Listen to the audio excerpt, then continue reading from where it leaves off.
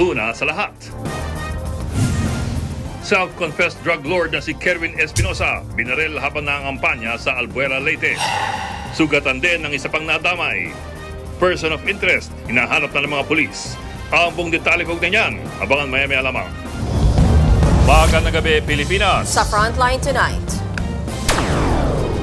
Dinukot na negosyanteng Chinoy at kanyang driver pinatay at tinapon sa gilid ng kalsada sa Rodriguez, Rizal habang hepe ng PNP Anti-Kidnapping Group sinibak sa pwesto. Senator Bato de la Rosa at Justice Secretary Boyeng Rimulya nagkasagutan sa pagdinig ng Senado tungkol sa pag-aresto kay dating Pangulong Rodrigo Duterte. We're not bullying you, sir. We're not I think bullying you, that sir. We're not bullying you, sir. you're trying to make people admit something that they will not admit. Dagdag taripa ng Amerika sa mga imported na produkto kabilang ang mga galing sa Pilipinas, sinuspindi muna ni US President Donald Trump. Pero tuloy ang sa China at lalo pang tinaasan. Kandidato sa pagkagobernador na nagpahaging tungkol sa sakit ng kanyang katunggali, pinagpapaliwanag ng COMELEC. Ikalawang Pinoy na nasawi sa lindol sa Myanmar, kinumpirma na ng DFA. Pamilya ng unang nasawi, nakausap raw ang mister noong araw na mangyari ang lindol. Creamline Cool Smashers na ipanalo ang Game 2 kontra Petrogas Angels sa PBL Finals All-Filipino Conference. Tuloy ang puksaan sa Game 3. At sa pabaong pampag-good night, pusa sa Moraita. Kinaaliwan dahil namamalimos pambili raw ng pagkain.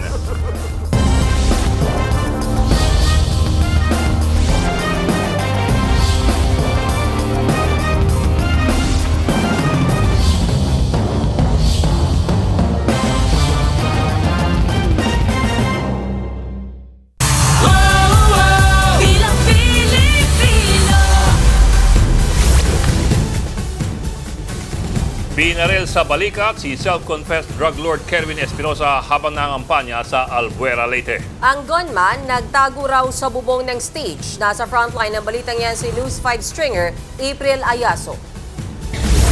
Nagkalat ang dugo sa sahig ng gymnasium na ito sa barangay Tinagaan, Albuera, Leyte. Nangangampanya rito si self-confessed drug lord Kerwin Espinosa nang bigla siyang barilin. Tumatakbo si Kerwin sa pagkaalkalde ng Albuera. Agad siyang sinugod sa ospital matapos tamaan ng bala sa kanang balikat. Nakapag-post pa si Espinosa sa kanyang social media account kaugnay ng event ng kanyang partido bago ang pamamaril. Ayon sa Albuera Police, bukod kay Espinosa, isa pang residenteng minor de edad ang nasugatan sa insidente. Sa impormasyon naman ng COMELEC, nasugatan din sa pamamaril ang kapatid ni Espinosa. Sa paunang investigasyon ng kapulisan, nakaupo noon si Espinosa habang naghihintay na magbigay ng kanyang speech nang biglang barilin ng gunman mula sa likuran. Nagtago raw ang gunman sa may bubong ng stage. Ayon sa kampo ni Espinosa, nasa ligtas na kalagayan na siya. Nakatakda raw maglabas ng pahayag. Agad kinundina ng COMELEC ang pamamaril sa kampanya ni Espinosa. Tiniyak nilang pananagutin ang salarin. Balota raw hindi bala ang sagot sa problema. Patuloy ang pagtugis sa gunman. Nakilala si Espinosa matapos isiwalat ang mga nalalaman niya sa umano'y illegal drug trade noong administrasyon ng dating Pangulong Rodrigo Duterte. Sinampahan siya ng mga kaso nga may kaugnayan sa droga pero kalaunay na-dismiss. Tumistigo rin si Espinosa sa pagdinig noon laban kay dating Senadora Laila de Lima pero binawi rin niya ang kanyang mga pahayag. Anak siya ng dating Albuera Mayor Rolando Espinosa Sr. na isinasangkot din sa droga at kalaunay namatay sa umano'y shootout sa kulungan. Nagbabalita mula sa Frontline, April Don Ayaso, News 5. Duguan ng ulo, nakagapos sa mga kamay, balot ng duct tape at nakasilid sa bag ang mga bangkay ng isang negosyanteng Chinoy at ang kanyang driver sa Rodriguez, Rizal. Nang hingi po umuno ng 100 milyong pisong ransom ang mga salarin pero pinatay pa rin ang mga biktima. Nasa frontline ng balitang yan si Brian Castillo. Sa unang tingin, aakalaing basura lang sa gilid ng kalsada ang dalawang nylon bag na yan sa barangay Macabud sa Rodriguez, Rizal kahapon. Pero laking gulat ng ilang residente nang makitang dalawang bangkay ng lalaki ang laman ng nylon bag. Tanging underwear lang ang kanilang suot, duguan ng ulo at nakabalot ng duct tape ang mukha habang nakagapos ang mga kamay. Ang pagkakabaloktot niya yung isa, yung medyo maliit, medyo ang bench niya pababa eh. Ayun, ganun. Kaya pinagkasya siya sa dalawang bag. Kinumpirma ng PNP na ang dalawang bangkay ay ang nawawalang Filipino-Chinese businessman at steel magnate na si Kong Yuan Go o mas kilala bilang Anson Ke o Anson Tan at ang kanyang driver na si Armani Pabilio. There were signs of bruises and some body injuries po doon po at meron din pong sign ng strangulation po. Huling nakitang buhay ang mga biktima noong March 29, paalis ng kanilang opisina sa Valenzuela. Kinabukasan, inireport ng pamilya ni Anson Ke sa mga pulis na hindi sila nakauwi. Natagpuan na ang inabandonang itim na luxury van ng negosyante sa Barangay Bahay Toro, Quezon City noong Martes. Ayon sa PNP, lumalabas na hindi ito karaniwang kaso ng pagdukot.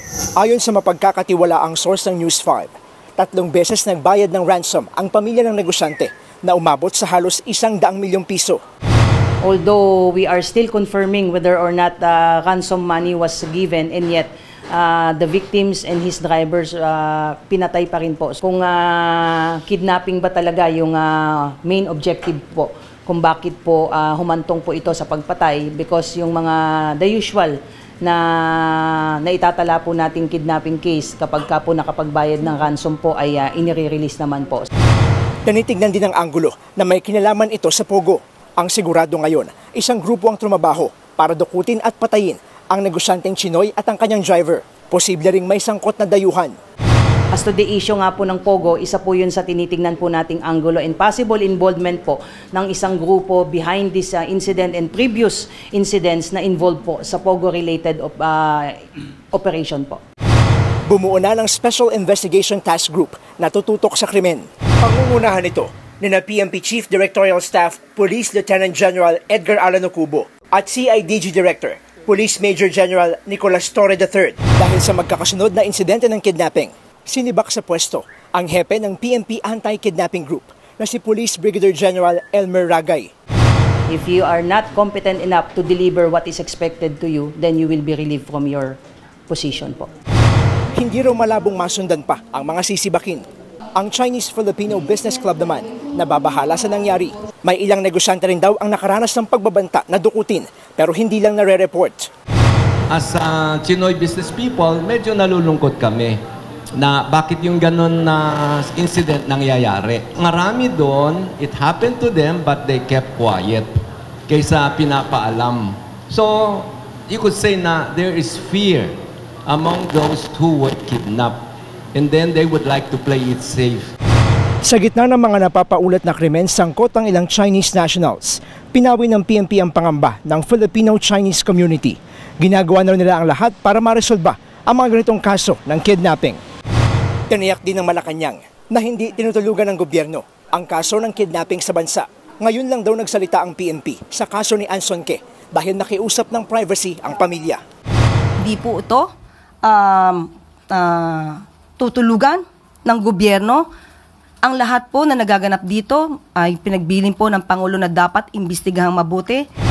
Nagbabalita mula sa frontline, Brian Castillo, News 5.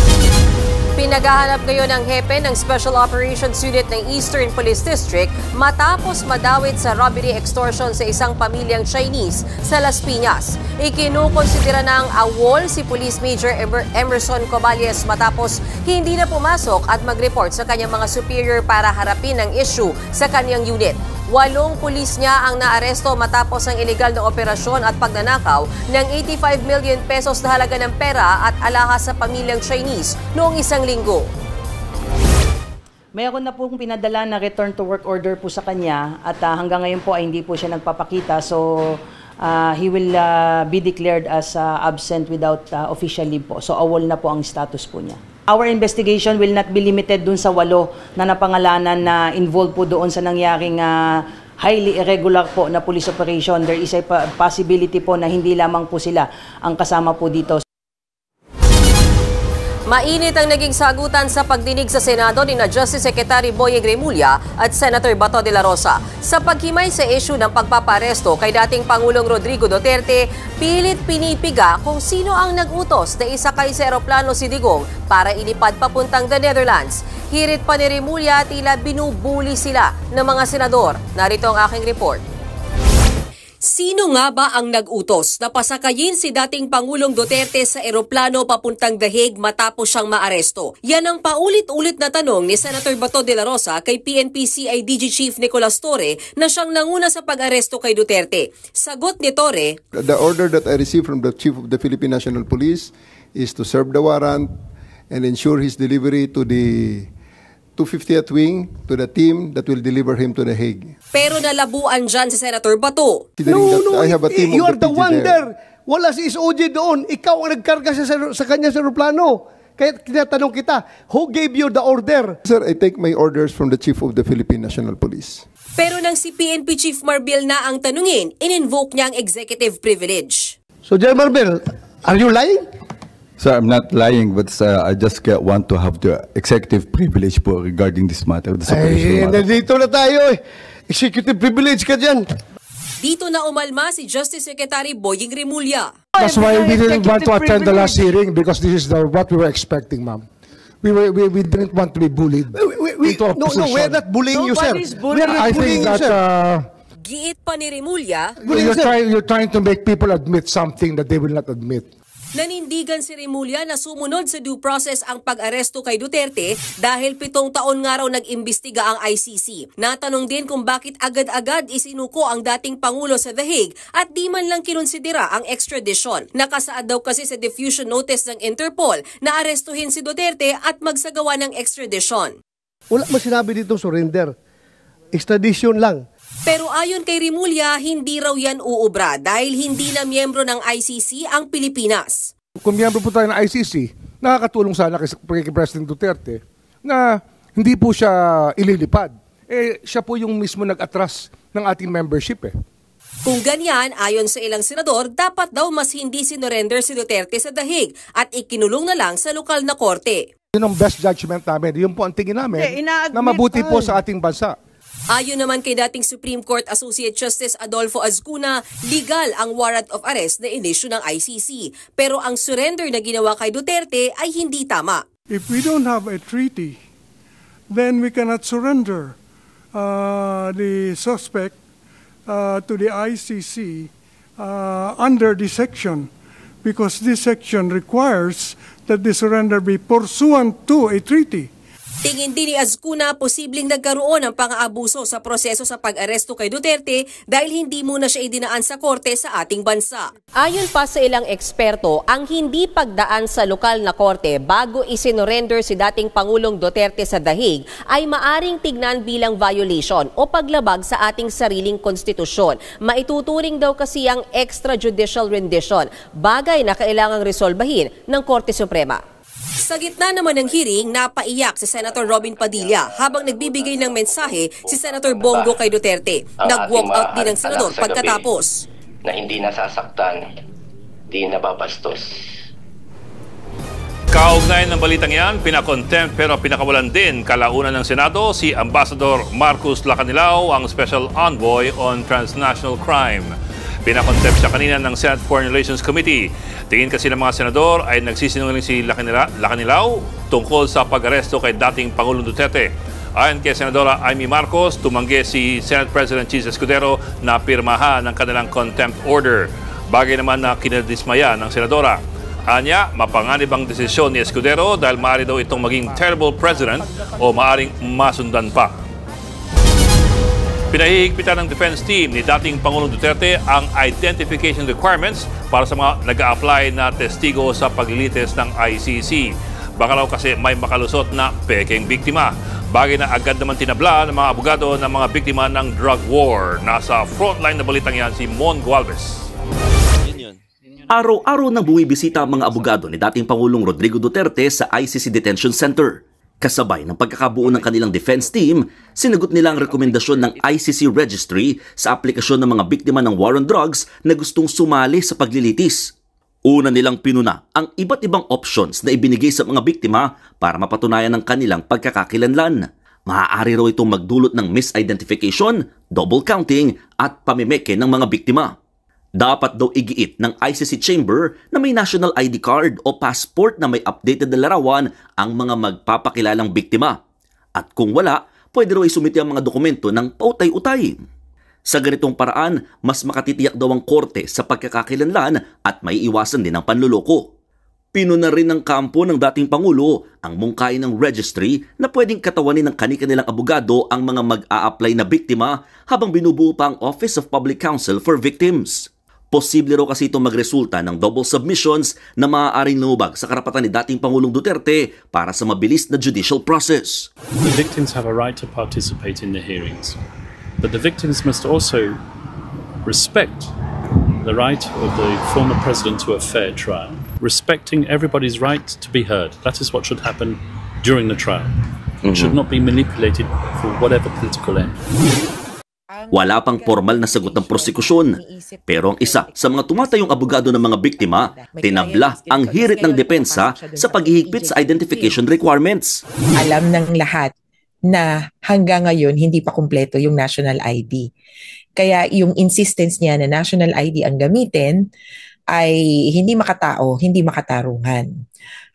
Yung passport naman, anti-poor. 'Di ba? Ilan lang naman ang merong passport. Bakit siya doon nag-focus? Ang importante, what is your proof of victimhood? At yun yung application form. Mahirap daw mameke ng biktima sa kasong may kinalaman sa crimes against humanity sa ICC. Mahirap mag-imbento ng kwento tungkol sa patayan. At kung personal na kwento yan, kailangan mo ng detalye na traumatic at nakakasira ng buhay. Hindi rin daw dapat sa kampo ng mga Duterte manggaling kung sinong tatayong abogado ng mga biktima. Gaya sa depensa na inabot ng halos isang buwan, pinaplano rin daw ng kampo ng mga biktima na bumuo ng core team ng kanilang mga abogado. May proseso lang daw silang sinusunod para mag-qualify ang isang abogado sa ICC. Mula rito sa The Hague, Netherlands, nagbabalita mula sa Frontline, Mon Gualvez, News 5. Nagpatupad ng Amerika ng 90-day suspension sa ipinataw nilang reciprocal tariff sa iba't ibang bansa maliban sa China.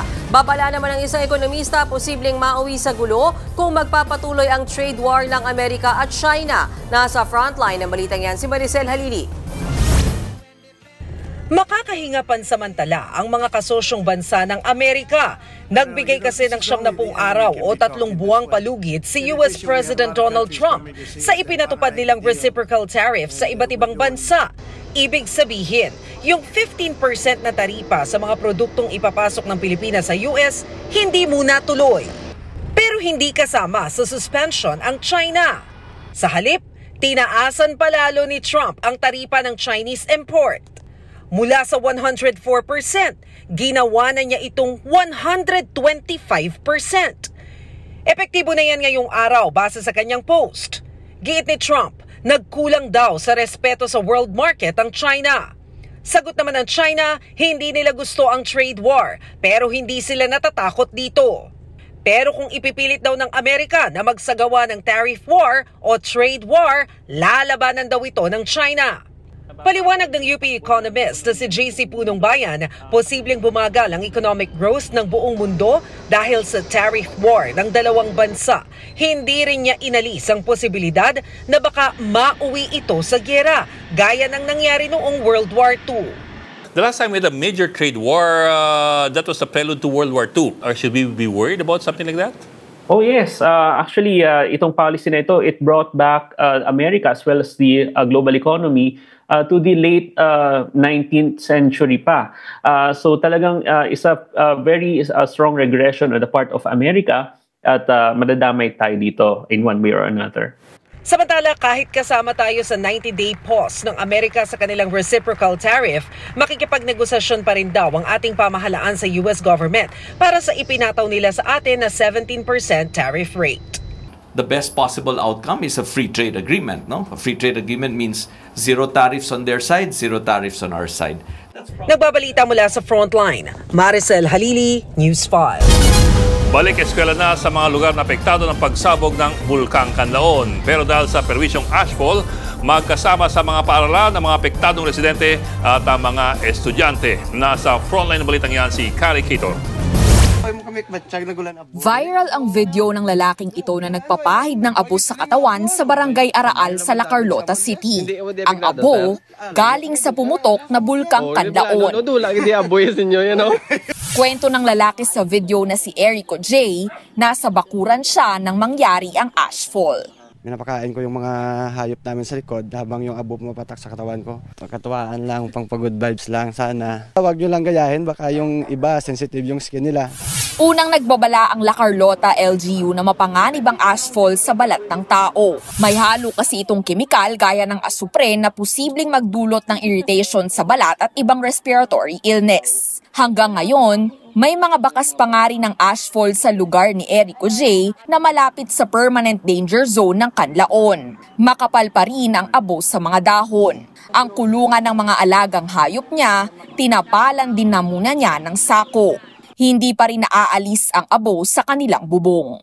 Yung nakaraan na ashfall noong June, medyo mainit na asupre. Kaya pagpatak sa aming bubong, madaling masira. Balot pa rin ang ashfall ang ibang bahay sa Barangay Araal. Pati ang ilog sa boundary ng Barangay Hagimit at San Miguel, hindi pa bumabalik sa normal ang kulay ng tubig. Sa La Carlota City College Cubay Campus, nananatili ang higit 300 residente. Desyembre pa nang inilikas sila mula sa Barangay Yubo na nasa loob ng 6-kilometer radius ng Kanlaon. Si Marina, gustuhin mang umuwi, wala na raw silang babalikan. Sobrang hirap po talaga, ma'am, kasi doon pag po galing sa aming bahay. Yung bahay namin ngayon, buro na, butas-butas, wala na. Balik eskwela naman ang mga estudyante kahit may mga evacuee. Dahil limitado ang classrooms na pwedeng gamitin, ini-schedule ang klase ng mga taga La Carlota City College mismo at ang kahati nila na elementary students mula sa isang school. Sa isang buong classroom na ito, nasa 80 college students ang gumagamit. Pero sa isang araw lang yan. Dahil sa ibang araw, may mga elementary naman na nakikigamit din dito at halo-halong grade level sila na pinagsisiksikan. Kapag hindi sila nakaschedule sa naturang eskwelahan, modular learning naman ang ipinatutupad. Nagbabalita mula sa Frontline, Kari Kitor, News 5.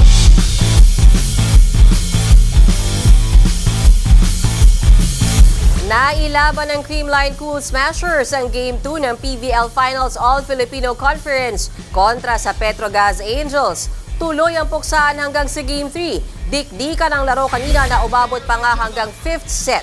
Sinigurado ng Cool Smashers ang laban ng lamangan nila, ang Angels sa umpisa pa lang ng crucial set. Pinangunahan niya ni Bernadette Pons. Lalo pang naselyuhan ng Creamline ang Game 2 nang pumuntos din si Pangs Panaga at tuluyang tinuldukan ng ace serve ni Gemma Galanza. Si Pons ang player of the game na nakapagtala ng 21 points. Dahil dyan, buhay pa rin ang 5-peat dream ng Cool Smashers. Pero hindi yan basta-basta hahayaan lang ng Petrogas Angels. Tuloy ang puksaan sa do or die na Game 3 sa Phil Sports Arena sa Sabado.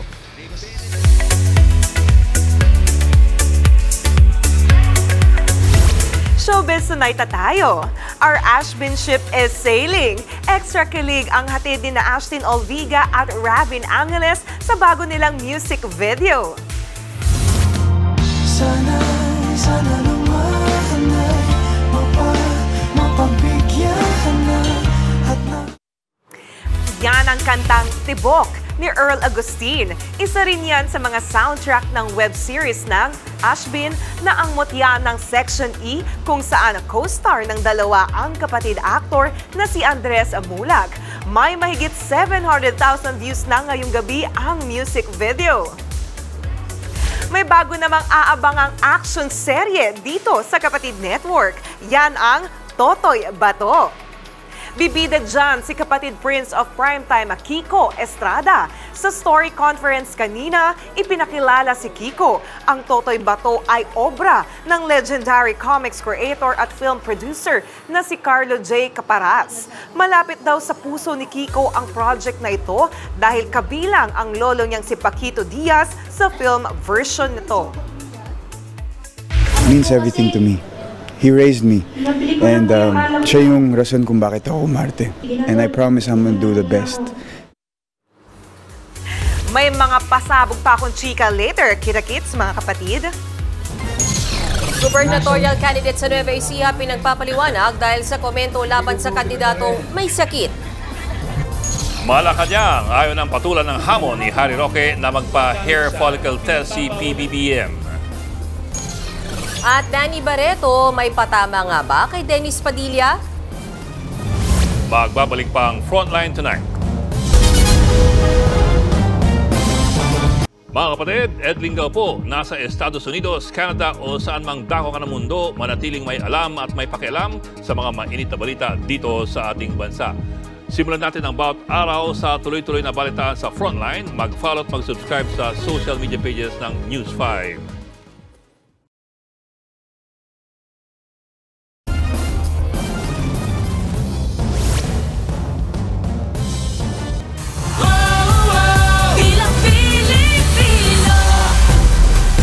Pinagpapaliwanag ang isang kandidato sa Nueva Ecija dahil sa kanyang komento laban sa isa pang kandidato may sakit. Maging ang Malacanang pinuna ang anilay insensitive na pahayag. Nasa frontline ng balitang yan si JC Cosico. Nasa hospital na po yung kalaban namin. Hindi ko po pinabaril. May sakit po na bypass. Kidney, stage 5, cancer. Hindi po cancer, stage 5. Cancer na rin! Kaya hindi na po makapangampanya, kaya kami po ay nakaluwag. Pinagpapaliwanag ng COMELEC si Nueva Ecija gubernatorial candidate Virgilio Bote dahil sa pahayag ng yan tungkol sa sakit umano ng katunggalin ng manok niya sa pagkaalkalde. Posibleng paglabag daw yan sa anti-discrimination and fair campaign guidelines. Bawal na bawal yung pong pag-discriminate because of health condition. Kung yan may totoo na may cancer, kinakailangan pa ba natin i-degrade yung tao? May 3 araw si Bote para magpaliwanag kung bakit di siya dapat sampahan ng reklamong election offense o petition for disqualification. Panawagan ng COMELEC sa mga kandidato, itaas ang level ng diskurso sa kampanya. Kay Pangulong Bongbong Marcos na nga rin daw nanggaling, hindi katanggap-tanggap ang mga misogynistic at insensitive na pahayag ng mga kandidato. Hindi po dapat ito pamarisan. Hindi na po dapat ito pinapalakpakan. Kung nagawa ito dati at pinapalakpakan, hindi na po sa panganahon ng administrasyon ni Pangulong Marcos na dapat itong mangyari. Nagbabalita mula sa Frontline, JC Cosico, News 5. Biglang bawi ang Civil Service Commission o CSC sa nilabas nilang memo ngayong election season.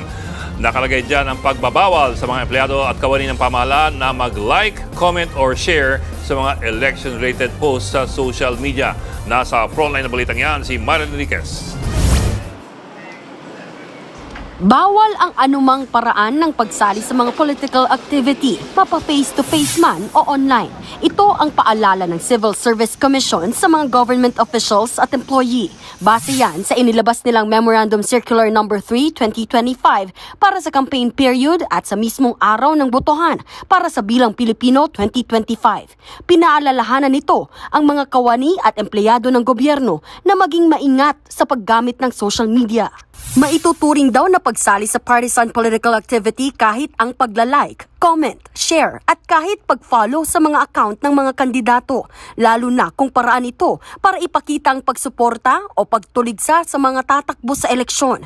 Bawal gawin ang mga ito hindi lang sa oras ng pagtatrabaho, kundi pati raw sa labas ng working hours at kahit wala sa opisina o kaya ay naka-leave.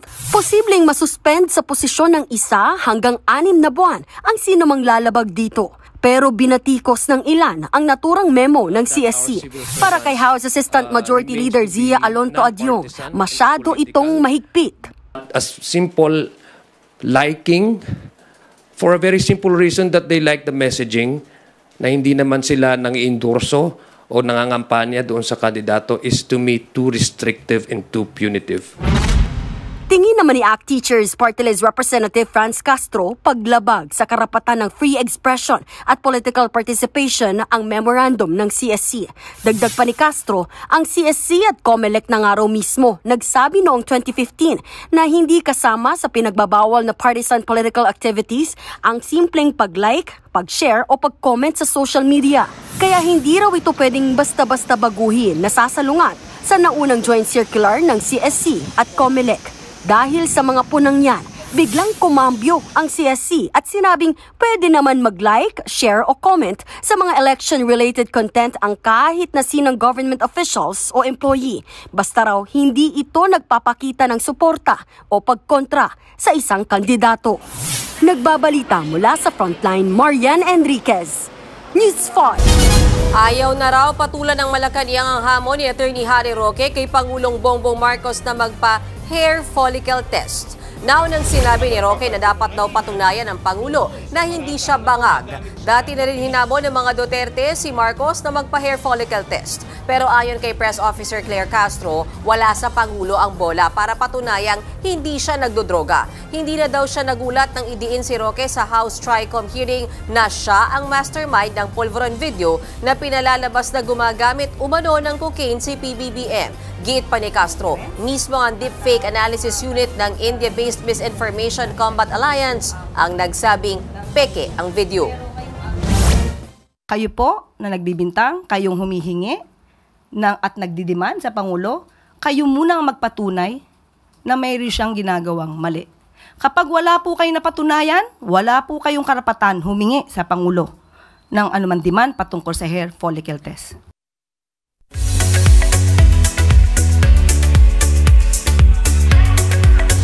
Sa gitna ng kanilang wedding issue, trending ang message ni Danny Barreto sa kapatid niya at bagong kasal na si Claudia Barreto. Nag-post sa IG si Danny, congratulating Claudia at newly husband niyang si Basti Lorenzo. It's truly something to be celebrated raw ang araw na ito. This day is yours and you deserve every bit of it, say pa ni Danny kay Claudia. Kaya wag daw hayaan na may sumira ng kanyang moment.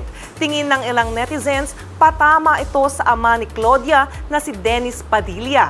Matatanda ang naghanas si Dennis dahil hindi siya ang naghatid as father kay Claudia sa altar. Sa panayam naman sa kanya ng entertainment host na si OG Diaz, sinabi ni Dennis na tinapos niya na ang ugnayan niya sa kanyang mga anak. Eto pa, nachika rin ni Dennis na nakiusap si Claudine Barreto sa kapatid niyang si Marjorie na makapunta sa kasal ni Claudia para sana magbigay ng regalo. Pero binlock daw siya ni Marjorie sa kanilang chat. Iyak daw ng iyak si Claudine dahil dyan.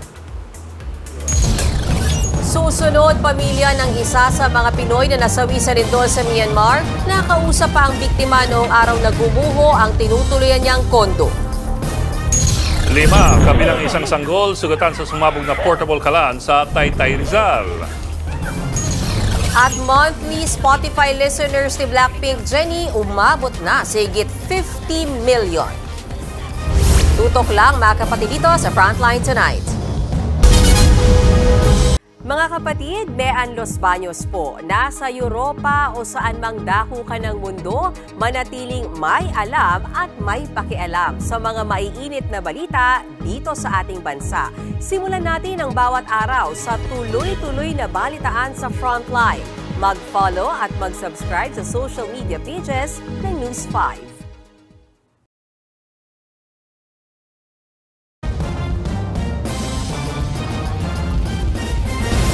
Sumabog sa isang bahay sa Barangay Dolores sa Taytay, Rizal. Napatakbo ang mga residente. 5 magkakamag-anak ang sugatan kabilang ang isang sanggol. Base sa investigasyon, portable kalan ang sumabog. Nakausap pa ng nasawing Pinoy sa lindol sa Myanmar ang kanyang asawa bago ang trahedya. Bukod sa kanya, isa pang Pilipinong nakumpirma rin namatay sa malakas na lindol. Nasa frontline na balitang yan si Gary De Leon. Ito ang huling larawan ni Francis Aragon kasama ang kanyang asawa nang hihatid siya sa airport patungong Myanmar. Sa loob ng 10 buwan, nagtrabaho siya bilang Physical Education o PE teacher sa isang international school doon. Dating private school teacher sa Rizal si Francis. Pero hindi raw sapat ang kita niya para sa dalawa nilang anak. March 28 nang huling tawagan ni Kat ang mister. Normal na pag-uusap lang po namin everyday na nakamustahan, ano yung gagawin mo buong araw, saan ka kakain, mga ganun po. Yun na pala ang huling beses na maririnig ni Kat ang boses ng asawa. Pasado 2:00 ng hapon oras sa Pilipinas, nangyari ang malagim na magnitude 7.7 na lindol sa Myanmar. Nasa kanyang kondo raw si Francis noong mga oras na yon. Sa kasamaang palad, isa ang naturang kondo sa mga gumuhong gusali sa Myanmar. Ilang araw naghintay ng abiso mula sa Department of Foreign Affairs si Kat hanggang sa nakumpirma nitong Lunes na nakita na ang bangkay ni Francis. Na-confirm po namin na siya po talaga base po doon sa mga marks niya sa katawan, including yung mga tattoo niya, yung gamit, tsaka yung passport po. Nasa advanced stage na ng decomposition ang labi ni Francis nang matagpuan, kaya agad daw na ipinakremate ng DFA ang kanyang labi. Wala pang abiso ang ahensya kung kailan maiuwi ng Pilipinas ang kanyang abo. Siguro kung naririnig niya ako, gusto ko lang sabihin na huwag siya mag-alala sa mga anak namin at gagawin kong lahat para maitaguyod sila ng maayos. At kung ano yung pangarap niya sa mga anak namin, susubukan ko ito pa rin. Bukod kay Aragon, isang Pinoy ang nakumpirmang nasawi rin sa lindol sa Myanmar, ayon sa DFA. Hindi muna nagbigay ng karagdagang detalye ang ahensya, base na rin sa hiling ng pamilya ng biktima. Halos 2 linggo matapos ang malakas na lindol, abandonado pa rin ang maraming bahay at istruktura sa Myanmar. Bakas pa rin ang pinsalang iniwan ng malagim na sakuna. Nagtayo naman ng mga tent ang militar para pansamantalang tirhan ng mga lumikas. Sa tala ng pamahalaan ng Myanmar, higit 3,600 na ang namatay sa lindol. Higit 5,000 naman ang sugatan, habang higit 140 ang nawawala. Nagbabalita mula sa frontline, Gary De Leon, News 5. Naungkat sa Senado ang umunoy mga reklamong inspeksyon sa Ninoy Aquino International Airport. Dahil dyan, bumili na raw ang NAIA ng 500 body camera na inaasahang darating sa Hunyo. Nasa frontline ng balitang yan si Brian Basa. Nag-viral kamakailan ang post ng netizen na si Ann Olvido Lucero matapos daw siyang matrauma nang sumalang sa random checking sa Ninoy Aquino International Airport. Ayon kay Ann, worst experience in the most confidential airport in the world ang naranasan niya dahil bigla siyang hinarang matapos idaan sa X-ray scanner ang kanyang bagahe. Sinubukan pa raw niyang videohan ang inspection pero pinigilan siya ng mga opisyal ng airport. Tinanong niya rin kung para saan ang random checking pero hindi siya sinasagot. Wala raw transparency ang airport management. Ang nag-viral na post ni Ann, isa sa tinalakay sa pagdinig ng Senate Committee on Public Services. Kinwestiyon ni Committee Chairperson Raffy Tulfo kung bakit kailangang pigilan ang pagvideo ng pasahero sa random inspection. Giit niya, mas mainam kung kakabitan ng CCTV ang lahat ng dinaraanan ng mga bagahe sa NAIA. Dapat may CCTV na pagbaba ng eroplano, na pagkuha ng habang kinukuha yung mga bagahe sa eroplano hanggang sa tow truck. Okay, pag tow truck may kita na, uy, yung maleta ko hinahagis lang pala. At least mag-ingat yung mga baggage handler hanggang sa papasok siya dun sa isang kwarto na nandiyan yung conveyor. Ganun dapat step by step. Pag ginawa na ninyo yan, hindi na kayo mapagbintangan. Ayon naman sa pamunuan ng security sa NAIA, umorder na sila ng 500 body cameras na darating na sa Hunyo. Bukod sa NAIA, sinita rin sa pagdinig ang issue sa seguridad sa ilang pantalan. Inusisa ni Tulfo ang Philippine Ports Authority kung bakit daw kulang-kulang sa X-ray machines ang mga pier pero hindi sila makasagot. Nakarating din sa Senado ang videong ito. Kita na nakasalampak sa sahig ng Roro ang ilang pasahero noong Pebrero. Gusto ni Tulfo na matunton at matanggal ang opisyal ng Coast Guard na hinayaang magkasiksikan sa barko. Binigyan ng kapitan ng envelope at yun na, pumunta na sa karinderya at kinapaggabihan pumunta sa beer house. Habang papalapit ang Semana Santa, pinai-inspeksyon na rin ni Tulfo ang mga babiyahing bus. Pinatitiyak din ng Senado na malinis ang mga palikuran sa terminal. Nagbabalita mula sa Frontline, Brian Basa, News 5. Abangan, Blackpink Jennie na achieve ang bagong milestone sa Spotify. At pusang namamalimos para daw may makain, kinaaaliwan. Tuloy-tuloy ang balitaan dito sa Frontline Tonight. Mga kapatid, Ed Lingaw po, nasa Estados Unidos, Canada o saan mang dako ka ng mundo, manatiling may alam at may pakialam sa mga mainit na balita dito sa ating bansa. Simulan natin ang bawat araw sa tuloy-tuloy na balitaan sa Frontline. Mag-follow at mag-subscribe sa social media pages ng News 5.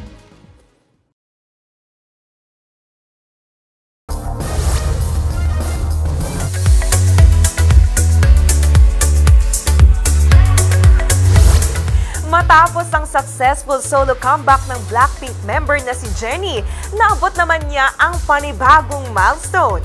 Sa unang pagkakataon sa kanyang solo career, naabot niya ang higit 50 million monthly listeners sa Spotify.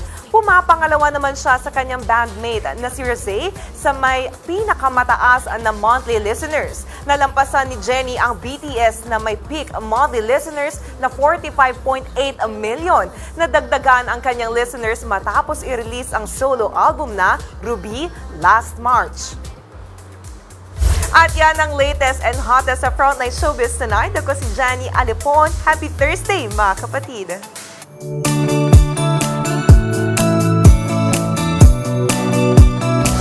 Para naman sa ating pabaong pampa-good night, parang may isip ang isang pusa sa Moraita, Manila. Nanlilimos kasi siya sa gilid ng kalsada. Nakaupo ang pusa, nakalagay sa karatula niya ang katagang pambili lamang po ng tinik. Hindi naman siya nabigo dahil may mga nagbigay sa kanya ng barya. Ayon sa uploader, nakita niya lang ang pusa habang pauwi. Naaliw sa kanya ang netizens. Biro pa nila, pwede raw bang ibang transfer ang limos? Marunong mamuhay. Ganda yung may gitara siya, no? Mas cute yun. Pero AI na yan. Hindi mo kami may isahan. AI na yan. Sir, alam mo na. Diba? Pangalawang gabi na natin itong nananalo at napupuksa si Sir Ed. I'm sorry, Sir Ed, but you know, this week is not your week. Love you, Sir Ed. Talagang napupuksa eh. Pinuksa. Napupuksa. Yan po ang 45 minuto pag-imayin mga headlines. Pirit po. Balitaan at diskusyon para sa paghubog ng matalinong opinyon. Gawin yung kasangga sa pagbabalita. Ako po si Mayan Los Baños. Ako lang po si Ed Lingaw. Magandang gabi.